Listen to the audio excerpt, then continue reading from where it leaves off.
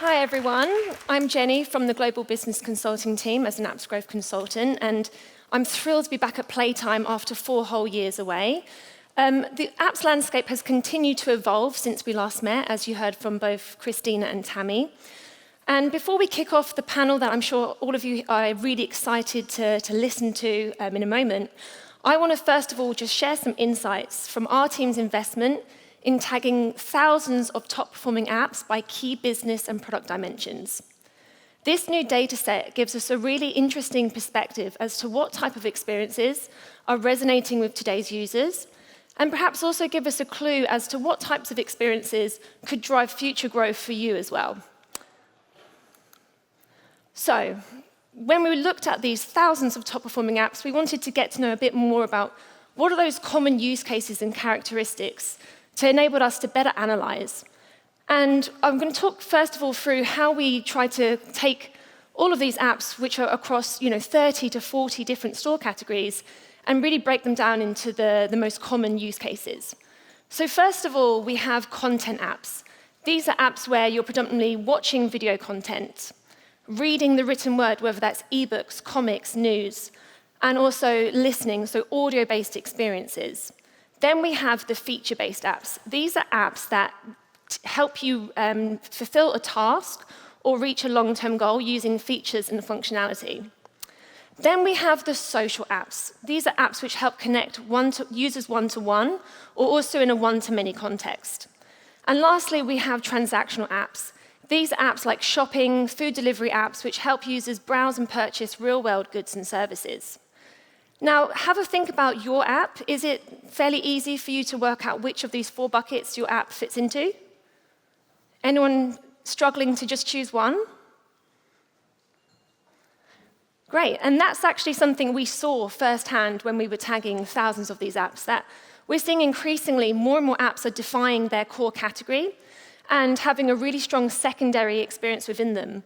So think, for example, a fitness app that becomes a social community within their own right, or a food delivery app that is using engaging live streams to bring to life local dishes that you might be purchasing for your dinner tonight.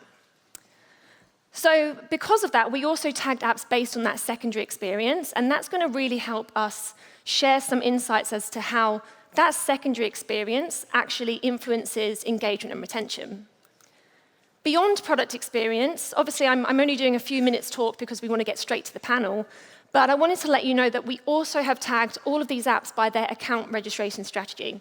Are they requesting sign-up straight away, or are they actually letting users browse the experience before to actually engage with the experience without having to sign up? Or what's the type of monetization model that's actually most popular by these core experiences? Lastly, we also tagged apps by their subscription paywall type. And as a little gift, I'll be sharing a QR code shortly, but we'll also be sharing a PDF to help you look at, for your product experience, what are the common characteristics that we're seeing across the ecosystem and some related KPIs as well. So let's move to the first trend. What we see is that if you go beyond your core use case, you will boost engagement and retention. So if we compare apps with a secondary product experience versus apps without, we can quickly see that apps that don't have that strong secondary experience are potentially leaving engagement on the table. So as you can see here, the time spent per active user for an app without that secondary experience is actually about 14 minutes. However, those apps with a strong secondary content, social, or feature-related layer are actually seeing much more time spent and also a higher engagement frequency as well. Now, if we want to analyze what type of secondary experience that actually is and how that influences the metrics further, we can see that clearly content as a secondary layer drives higher time spent and strong engagement frequency, but it's actually social experiences particularly that are driving that higher stickiness as well. So the clarification, or the thing to think about here is, how might you diversify your core experience and give users more reasons to engage beyond the core use case? And I'm going to walk through a couple of examples. So this is Chris Hemsworth app Center, which is a health and fitness app. And their core feature or use case is a feature-led approach to help you complete a particular workout. However, they know that just having that kind of the core use case isn't necessarily going to be enough to give people the full vision of where they want to be with their fitness journey. And so they invested in really strong expert-created meal and recipe content to help add further value to those initial users. And I want to share another example, also technically within the health and fitness category. And initially, this is the German hiking and outdoors app Komoot. I initially was pretty sure that, of course, they'll be feature-led. You know, that it's all about going on a hike. But their co-founder, Marcus, actually shared with me he sees their app as content first, because it's the content that drives the overall experience. So many power users create content, user-generated content, that helps inform your trip planning. And really, again, the more the users that do this actually drives a stronger value proposition and helps fuel growth for Komoot. And it's actually the secondary product experience, which is the on-tour guidance features to navigate a route, which is also used by some of their more power users as well, to encourage engagement across different ways. So you're probably thinking, well, it makes sense. The more use cases you have within your app, of course, you're going to see more usage. But the reason why I'm sharing this insight today is that actually, from these thousands of top-performing apps that we've tagged, about 60% of you haven't really fully invested in a really notable secondary experience. And given the trends that we saw, at least from an engagement point of view, we think that's something that you should definitely be considering. So let's now compare product experiences based on their typical depth and breadth of engagement and have a look at where you think you can stack up. So this is just showing the depth and breadth of engagement by those product experience types. You probably, as a developer, want to be further to the top right, where you see more time spent per daily active user, and also higher engagement frequency. And when we look at this split out by product experience, we start to see a couple of trends emerging. So first of all, apps with a really strong social community experience drive like-minded users together, which we believe is what drives that higher engagement frequency. And then we also see that when it comes to that more immersive engagement for the daily users, it's actually video content that is really leading the charge. This isn't just your traditional streaming apps with licensed movies, TV, sports streaming content. It's also live stream-focused apps who are bringing user-generated content to create really engaging experiences.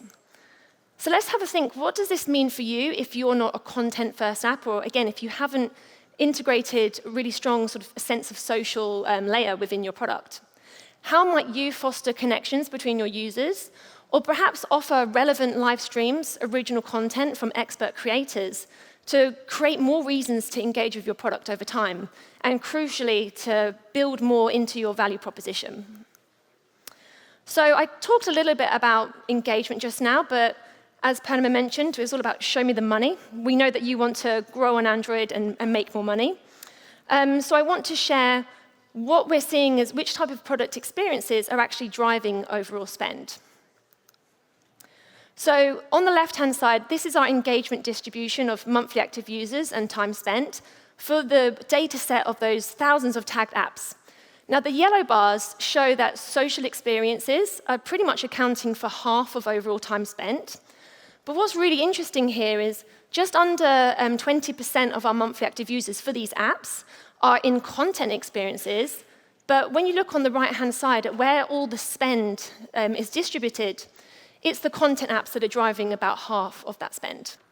So these two trends indicate that to drive increased app usage, developers should focus on social features, but to drive monetization, content is king. And if we zoom in to the top monetizing apps, so these apps that are really strong at generating revenue, let's take a look at what are the most common product experiences, regardless of what category they're in. So about a third are actually those traditional licensed content streaming apps. And then the other three are, again, those content-based experiences. It's actually only about 40% of these other top monetizing apps that are spread across all of the other different buckets of product experiences that I discussed earlier. So what does this mean for your product? Going back to what I said earlier, what is that user-generated content that you can perhaps encourage within your product, or perhaps even expert creator content that could unlock more of your app's value? So I know many of you here are subscription apps, and we know that subscriber LTV is really crucial for you. So what I wanted to do was just look at the 1-month plan subscriber LTV, split out by these 3 kind of app groupings. And here you can see that there's really strong LTV potential, exemplified from the top 25% of those content-based apps, where they're able to generate almost $100 per subscriber. So this suggests that there's significant headroom for growth across the ecosystem. And I think it, again, shows that there's a real appetite from users to be willing to spend on content above all other types of experiences. So in summary, 3 key takeaways here. Go beyond your use case to boost engagement. Think about how to leverage social connections to sustain engagement. And to drive spend, consider those strong content-led experiences that can enable that. So without further ado, I wanted to now bring on stage 3 of our esteemed app experts to give their thoughts on these insights and the topic of long-term apps growth more broadly. So first up, we have Antoine, who's the co-founder of Mozza Angels and former head of product at Busuu. We have Rohit, the chief product officer from Soundcloud, and also Roie, who's head of growth at Simply.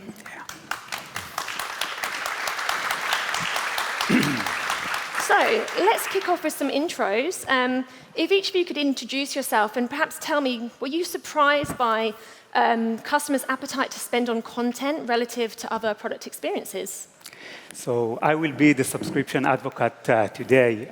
As a company that 100% of the business is based on subscription, for us, content, it's all about. More than 40% of Simply's team is responsible on creating fresh new content to our learners on a daily basis. And this is actually what drives their first spend, and most important thing, keep them returned over time. Hi, I'm Rohit from SoundCloud. I'm a pretty old person, so I'm not surprised that people are willing to pay for great experiences and utility that delights. I will say, partially funny, partially seriously, I do think that a lot of us at SoundCloud were surprised that people would be willing to pay for what we believe is a great service, and that's been borne out over the last 12 months. So hearing the presentations that were provided just a bit ago are really, really valuable because they actually highlight some really interesting and important points for all of you as you're developing your experiences.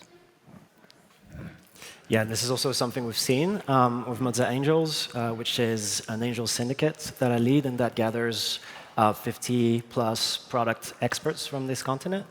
And out of the 25 or so startups I've personally invested in, 7 of them are app businesses, and out of the 7, 5 are content-first experiences. So that's very much mirrors what you were sharing. Also, that mirrors my experience as head of product at Busuu. Some of the most successful monetization experiments we ever run were really about locking content instead of trying to monetize new features. Great. And so, Rohit, when we think about SoundCloud, it kind of defies categorization in that it's music streaming, it's also social.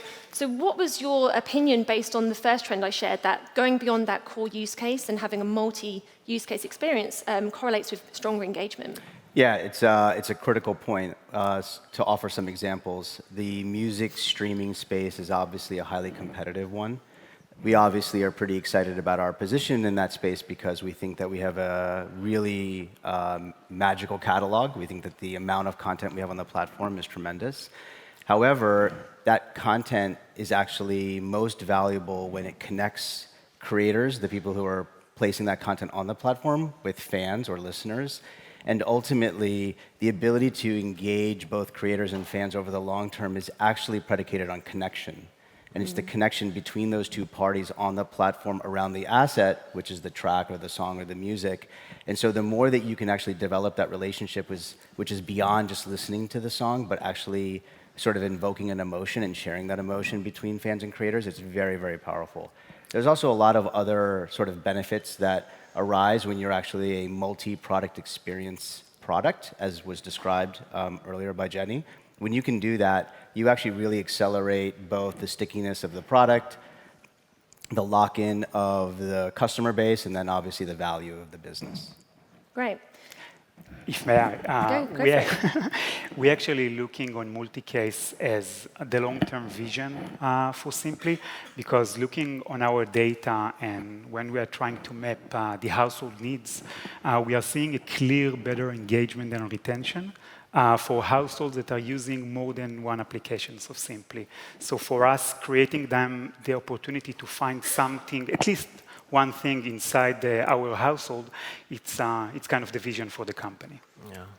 And I also just loved Rohit's point about really creating a connection between various users on your platform. This is also something we've been seeing. So out of those 5 content experiences I've invested in, 4 of them lean into social features to bolster long-term retention. And that's also something we saw at Busu. So our main differentiator as a language learning app is that we allow language learners to connect with native speakers who themselves are learning a language on the platform, right? And what we found doing interviews with power users who'd been with us for maybe 3-5 years, still using the platform long after they'd be done with their language learning journey, is that those that actually stuck really did for the community, for the social connection. Some of them would send postcards to each other, maybe go on holidays, visit other people, even got some that got married. It's awesome. So you also became a dating app. Somehow, yeah. Can I offer maybe one counterpoint, Please do. though? I think just a counterpoint to consider is, and we see this a lot in terms of sort of the excitement and ambition of our organization, sometimes we will get very excited about the social features within our application, or we will get very excited about the potential of social features at the expense of what is actually the core service that we're providing. Music is something you listen to. You don't eat it. You don't read it, right? You listen to it. So we have to be world-class in making sure that our world-class content catalog is easily discoverable and easily listened to. It is that begins the journey of allowing people to connect. And so, make sure that you think about those things in the right sequence. And do you think that's why so many developers haven't yet invested in social, because of that hesitancy to get it right? I think there's a lot of reasons. I think one is sometimes the skills that you need in order to create a social application are different than the skills you need to create a content application.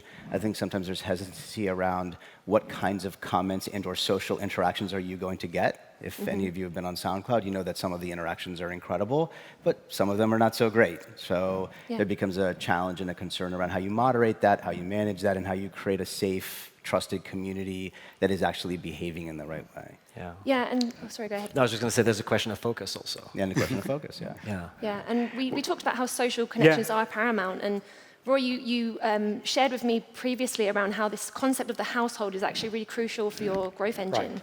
Yeah, so household is a very big word at the end because lots of dynamics, segments, needs are inside the household itself. So while we have tried to map those dynamics, we actually found a very interesting segment in the household. The kids in the age of 4 to 11 are a very unique segment because on the one hand, they have their own needs, their own demands on how the product needs to act. But on the other hand, they have a strong 3 advantages that no segment in the household has. The first one, they are a critical point in the decision which application to download or even to spend money on. Second, and I guess that all the parents here in the audience will agree with me, we have a higher willingness to pay on our kids, mainly when we're talking on quality screen time like Simply. Last but not least, and I think the most important thing, is that kids are great ambassadors in attracting other family members into the household. So for us, investing in the product and giving them what they need, it's kind of a win-win situation because on the one hand, they are getting a great product experience. On the other hand, they are becoming the great ambassadors that we need as a company. Great. Yeah. Just want to say I love that. Really honing in to a specific target segment and developing deep understanding and building around them. That's something that we somehow reiterate time and time again to the startups we work with. I mean, you'd think it's obvious, but somehow it doesn't seem to be. Because really what we tend to see is that then you can go deep and narrow and build a very, very strong product market fit, which allows you to have much higher retention, much better monetization. And so one of the startups I've invested in, they're called Visible, and they create a bracelet and an app for activity tracking, but not for fitness, for illness instead. So think people who have chronic conditions like long COVID, ME, Lyme's disease, so very, very specific segments. But they're so effective in symptom management and it's such a deep pain for these people that they see crazy metrics like 78% day 30 retention, 60% DAO MAU, and they're even able to charge them $240 per year. That's amazing. And Rohit, for SoundCloud, you obviously have these two target segments. You have your listeners and you have your creators. So how do you make sure that you're providing both very different segments with what they need? Yeah, we were just having this conversation this morning, actually, with our teams, and it is about putting yourself in the shoes of the customer. That is really critical. And when you have multiple shoes, that can be really hard, right? So we actually try to break it down in a variety of ways. One is, we believe that every creator on the SoundCloud platform is also a fan or a listener. And hopefully they're a fan and a listener of some other different creators, not themselves, but actually they also listen to themselves. So we have to actually be mindful of that. But then also on the other side of that equation, there are a lot of fans who don't create, right? And so we have to create a product that actually serves two communities, but at the same time recognizes those two communities are two halves to a whole. And it's a very, very, very challenging environment. It's a very fun problem to solve, but a very challenging environment. But the way we look at that positively is that's also our differentiation and that's also our opportunity. Most of us probably at some level feel like we are creative. Obviously, the modern internet tools that are available to us allow us to express that creation in very different ways. We actually have the opportunity to encourage all of you to participate in that creation on our platform. And then we also obviously have a responsibility as a business, but also to the platform to try and then encourage all of you to participate in the consumption of each other's experiences. At some level, that's going well. We have to obviously get better at that, but you know, it's a complicated but fun process. For sure. So we talked about content being a strong driver of spend, and you know, let's remember that subscriptions is still a very dominant business model for most of you. But Roy, we talked about a few weeks ago how with a subscription business model, users' demands and the expectation of value over time is just going to keep increasing. So how does a subscription business make sure they do that in the right way? I think that even Christina mentioned it earlier in her talk. I guess that no doubt subscription is a great business model for developers because it's, you know, it's kind of a combination of two key advantages. From a financial perspective, you're building a business on recurring revenue. And from a product perspective, you have a long-term relationship with your customers. But I think that before you're jumping into this pool, and it's a very challenging one, you need to ask yourself two key questions. The first one is regarding the core value of the product. Does it really support of what subscription is all about? Because it's kind of a relationship between you and your customer, and you need to make sure that the product really fits for that. The second one is regarding the commitment of you as a developer to provide the learners or your users what they really need. You know, I always like to compare between music education to a gym. You're starting with a great passion. You're going every day. You're working out and everything. And at some point, it's becoming challenging. And I think that this is the point when you, as a developer, need to step up, support your customer, providing him enough content or enough value in order to basically cross this challenging point. And I think also recognizing that sometimes a subscriber may churn for a little bit and maybe get reactivated. Yeah. So it's about recognizing that it's not always going to be this long-term subscription forever, and having churn is not necessarily a bad thing. Yeah, the relationship is a long one. Yeah. You have to treat it as a long one. You know, also I would add, you know, different businesses, different applications get to take advantage of different business models. When you're in a content-heavy business, you actually have the significant opportunity to leverage a subsidized model, right, which is an ad-supported model that actually gives the opportunity for your users to become accustomed to your product and to start to understand, like, what is that relationship of value exchange. And what we've noticed is, in many cases, again, we had a hesitancy about being really let's say, passionate or aggressive or more mindful and deliberate about trying to upsell our users into subscriptions. But that was actually our own internal bias. Our users have actually been really supportive of that. And in fact, we've seen a 35% increase in subscriptions over the less than last 12 months. And I think it's because our users, our customers, did not realize that that was actually an offering, nor did we frame the value exchange and why they might participate in that relationship. And it's actually worked out really well. So another piece of this is, if you build the right product, if you give people exposure and access to that product, you also have to have the confidence that the product is good enough such that your customer wants to exchange value with you. Yeah, and to Rohit's point, I also want to maybe foster that contemplation, right? Is your app a painkiller or is it a vitamin?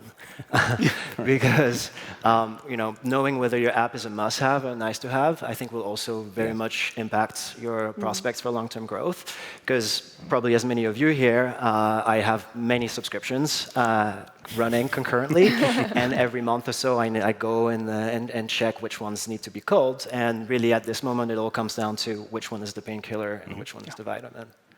By the way, I think that as long as the economy continue to be more challenging, and we have seen it over the last few months, we are calling it like a subscription fatigue. People become much more picky in their choices which subscription to continue with. And so I think that you cannot really escape from bringing the real value to the user over time. Yeah. And so that leads me to my next question about 2024 and beyond. So for both of you, Roie and Rohit, with your products, where are you seeing growth coming from next year and onwards? So I guess that if you would ask me this question a few years ago when we were here, I would tell you maybe that simply would like to be the Netflix of music learning. But after spending the last few years talking with thousands of our users and basically understand that we are sitting on much bigger opportunity, kind of amazing crossroad that we can bring much more value to the users. So for us, the next year will be to double down on the existing product and segments while try to expand the business to much more verticals and provide much bigger value to our users. May I do an interactive approach? Please do. How many of you have heard of SoundCloud? How many of you use SoundCloud? That's 2024, right? We have to convince you that our catalog of music, which is created by our amazing artists that we think is second to none, is worth your attention and time. That means we have to make the product that delivers on that experience wonderful and delightful, and then we have to communicate it and be convincing about it to all of you. If we do that well, which will be quite a struggle, because many of you are probably already locked into another service that you perfectly find delightful, then we will have the opportunity to basically create those connections between those creators and many of you who are probably fans. If we are actually successful in beginning that journey, then the opportunity is, how do we ensure that those connections actually create what we think is the next opportunity in the creative space, which is, how do creators establish relationships with you directly such that you want to exchange value with them, not with us. In the first wave of SoundCloud's history, our customers were exchanging value with us, right? In the second wave of SoundCloud's opportunity, it's about whether you as fans are willing to exchange value with the creators. And all we are is the conduit to make that happen. So that is actually, hopefully, the beginning of 2024, but really probably later in 2024, because as we talked about in the first part of 2024, we have to convince all of you to participate in that platform and relationship that we're looking to build. So we've covered quite a lot of ground today, and I know it's almost lunchtime. So I would love to close with each of you sharing just one last piece of advice for the audience here as they think about where they should invest and how to drive long-term business growth. Sure. Are you a painkiller or are you a vitamin? And if you're a vitamin, how can you become a painkiller? We use a set of phrases inside of SoundCloud that we think have been effective over the last year. So I'll offer a couple of them. One is step by step. You're not going to change the world overnight. So just go very methodically.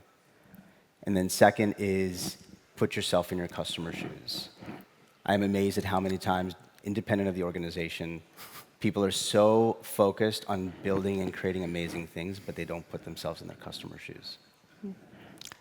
First of all, +1 to my colleagues here, but at the end, if you do choose subscription as your model, no shortcuts. It's all about the value that you will give the users over time. No shortcuts here. Perfect. So please join me in thanking the panelists for taking part and for sharing their perspectives. I think Christina's going to come on stage now and just share some next steps.